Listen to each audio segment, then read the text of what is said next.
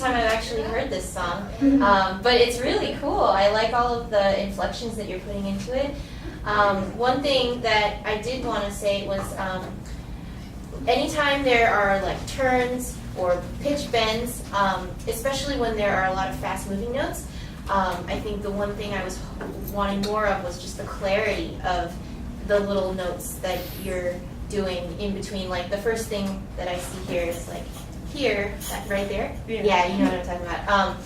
Yeah, so if that could just have a little bit more left hand, right hand coordination so that your bow is really set on the string, ready to pull that sound out of the instrument. Because as much as they are like tiny little grace notes or whatever, the details in this kind of music, this style, is very important. And then especially when you have that virtuosic stuff like in measure 8, when you've got all of this moving stuff, you know, there's carats on every single note, right? And so it's important that all of those notes be heard and that it really drives down to where the emphasis of the phrase is, right? Which I think is the D, below D. But, so I don't know if you want to try just maybe the opening bit. And the first few measures? Yeah, like maybe just from the beginning until there. Okay. And just go for more clarity with the individual pitches, and if you can try to use the bow in ways that'll help. Like your setup is great, and I think I see and I can hear the nuances that you're putting into it, but it can be exaggerated more if you use bow distribution and bow placement a little bit differently. So if you want to try a few things.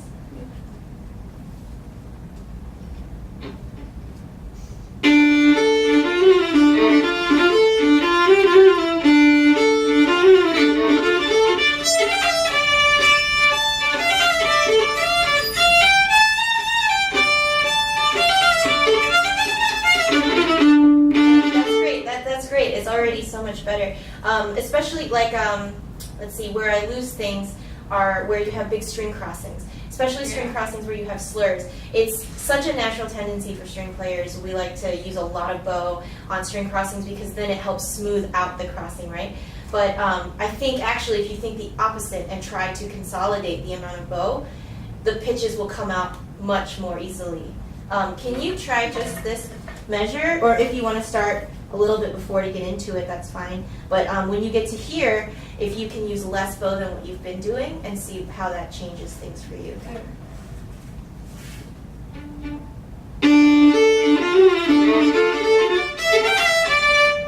Yeah, better. I mean, it was the right intent. So that was great because when you glue the bow onto the string like that, you don't have to use as much to get the same volume.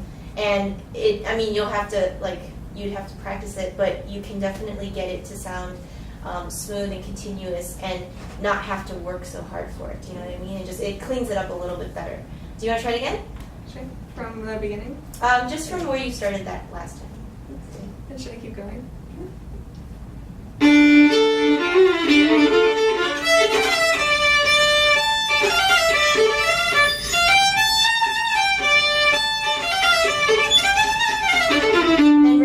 Yeah, and so all of those, if they could be less airy and fluffy, if it could be, I don't know this song, but my instinct just says that it needs to be more like down, dirty, like that sort of barn dance sort of feel, not like this light, beautiful violin stuff, right? Even if it's a little bit scrubby, I think that would be appropriate for the character of the piece. Hey Maddie, what's the music video for this? What is it? It's a duel. Oh, see, so it should be duel. It should be really aggressive and no fear, right? No fear. Can we just start in the same place that you did? And then, okay, so the string crossings are getting better and better. The one that is still, I think, maybe the weakest of them is the A. The A to F. No. Oh, wait. Sorry, no. The E to the A. The open string crossing. Is it that one? But there's one. Yeah, I think it's that one. It's on an up bow, and it doesn't, like, the bow doesn't grip. I don't know if it's a preparation thing, but the bow doesn't quite grip the string the way it does the others that come before it. So, start in measure 3, right there. Yeah.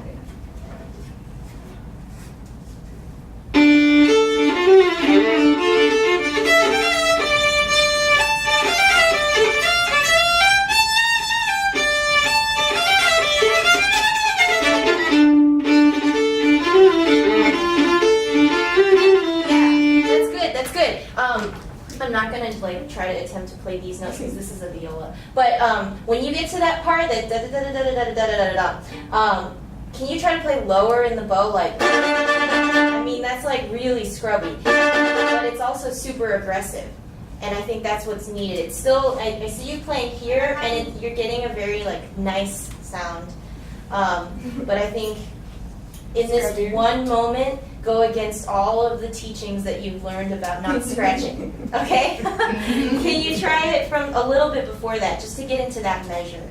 And then when you get to that measure, work your way up to the frog. You've got the perfect bowing that sets you up for it, right? Because that's an up, so get yourself to the balance point at the very least. And then really go for it here. And like, use a lot of natural arm weight. Don't think about lifting the bow off the string. Just kind of like think sinking in and letting the bow bounce and do what it wants. That will give you the natural sound that we're looking for.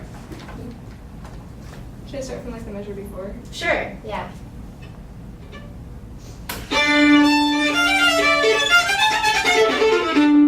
Yeah, that was so much better, and even more if you can get closer to the frog on that up bow. Do you want to just start on that one beat, or maybe just the measure? Same. Yeah, same thing.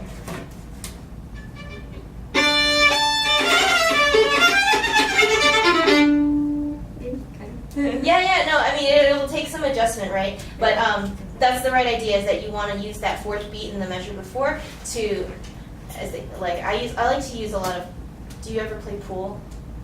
I've seen. Yeah, okay, so I like to use pool terms when I talk about bow distribution, and like they always talk about the leave. So when you set up your shot, the leave is where the white ball ends up after you've taken the shot, because the player assumes, oh, that one's going to go in, and so I need to set myself up for the next shot. It's like chess, where you're always trying to plan multiple moves ahead.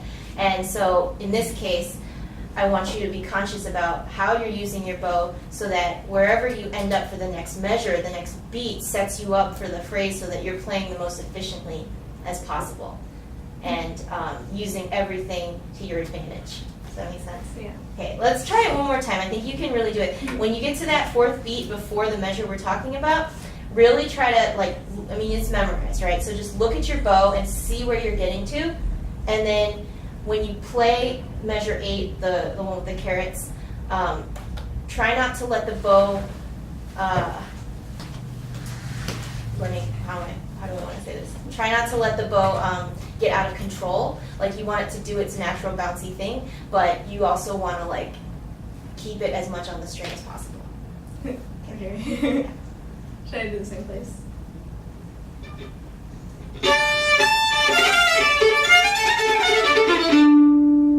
Good. Can we do this in slow motion?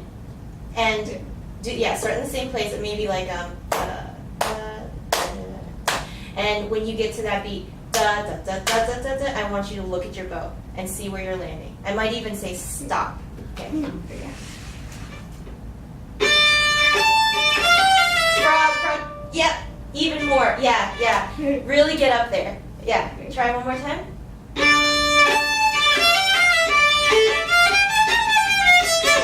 Yeah, and right there, if you can use less wrist action, maybe more arm, just use as much natural weight as you can. I think will help you sound. We should move on. Okay. All right. Well, this is great. You sound great. Thank you. Good luck on the recital. Any performance advice for her? Yeah. Oh, performance advice. I don't know. Do you get nervous? Yeah. Yeah. Okay. Well, we all get nervous, and it's kind of just a fact of life. It's always going to be there. What I tell my students is to try and channel that nervous energy into becoming a positive thing. Try to think about it. You're nervous because you care so much and you want to do well. It's not because the pressure of perfection is there, because that just forms this whole dark world of thoughts that get into our, that little voice in your head that says, oh, don't mess that up, that spot's really hard. No. Yeah. So try to take the nerves that you have and just think, no, I'm going to have as much fun with it as possible, and try to relax. Your posture is very good. Another physical thing that can help with nerves is if you don't lock your knees, right? Try to feel like your knees are loose so that you are incredibly grounded in your stance and you have the freedom to move if you want. Make sure that you breathe.